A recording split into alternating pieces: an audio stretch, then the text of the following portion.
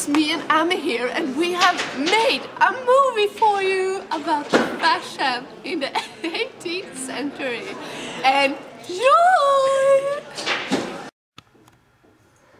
I'm going to start telling you about the hairstyle in the 18th century. The hair was an important detail in the woman's look.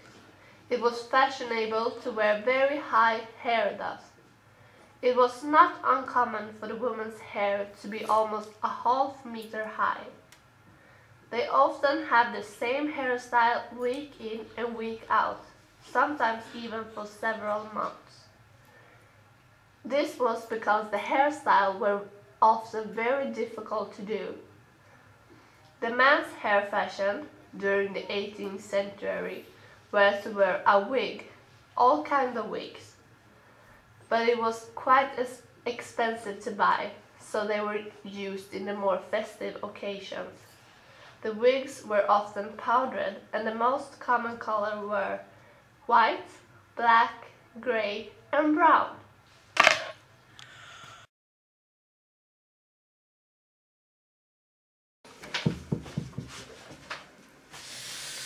And now we're going to talk about the makeup.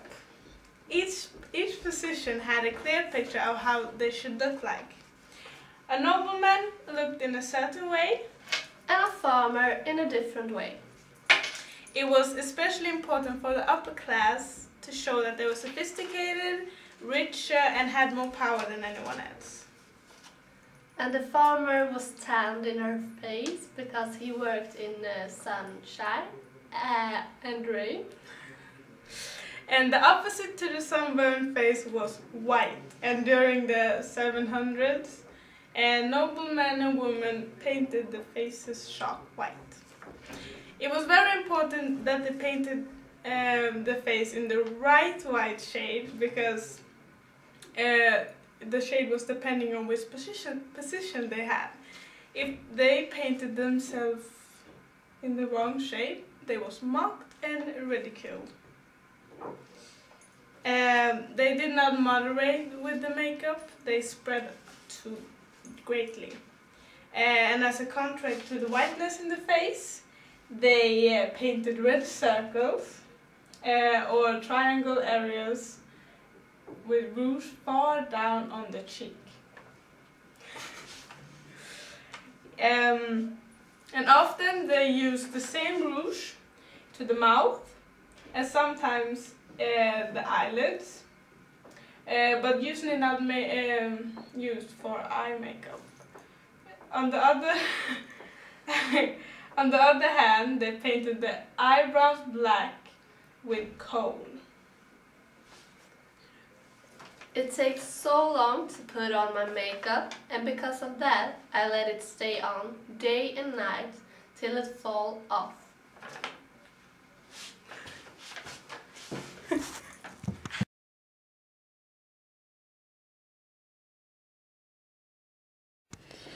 In the 18th century, the waist should be narrow, feet small and dainty, the back was supposed to be slim and the chest high pointed.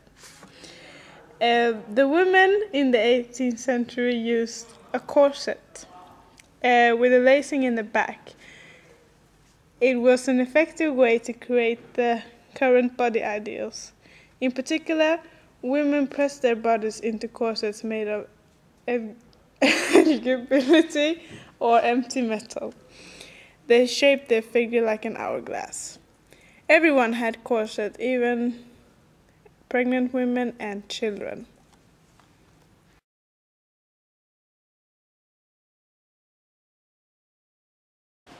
Outside of the corset, women wore a rigid skirt. We tried to make one, but it didn't go so well, so this is the result. The stiff skirt has seen differently at different times. In the 18th century, they call it the pannier, which means bread basket.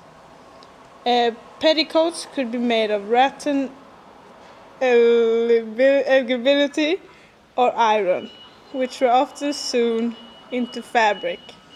Depending on the courage, the skirt was shaped into different forms. The pannier could be round, bell-shaped, flattened, etc. By the mid-18th century, the dresses had got a different form. Instead of being bell-shaped, they spread out on the width. It was not unusual that women had to walk sideways through doorways because the dresses were so broad. The women could rest their arms on the broad dresses, which were supported by the broad high hip pads called posher. My body hurts so much. It has become stiff and motionless. I've got serious injuries because I use the corset every day. I faint a lot and I get stomach pains. My bones are deformed because the whole chest is pressed inwards. I can't sit. I can't walk or stand without support from the corset because my muscles aren't trained.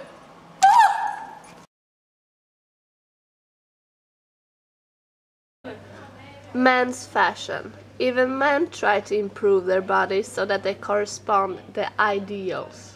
During the 18th century, it was fine if the man had big calves, which could clearly seen because the man did not wear long trousers. Instead, they had trousers that were no longer than to the knees. The men who didn't think that their calf was big enough were fake calves. So whenever a man was among people, he placed his feet so that the large-sized calf was clearly visible. Around the neck, the man had a thing called necktie. It was a long scarf, often with beautiful lace.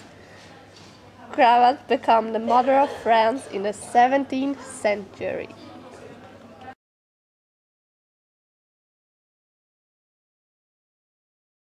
To try to stem the luxury of the upper-class people, the state introduced a so-called abundance regulation in 766. That was a regulation about how people were supposed to live, and all women were not allowed to wear slip in their dresses anymore, even silk lace band. The regulations were also a way to highlight the differences between people, perhaps foremost among the nobility and the Peasantry. peasantry. The 18th century gave us the modern era ideas about individuals' freedom and equal worth of all. They used the appearance more than ever to mark the position in society. Beauty ideals was split between high and low, rich and poor, beautiful and ugly.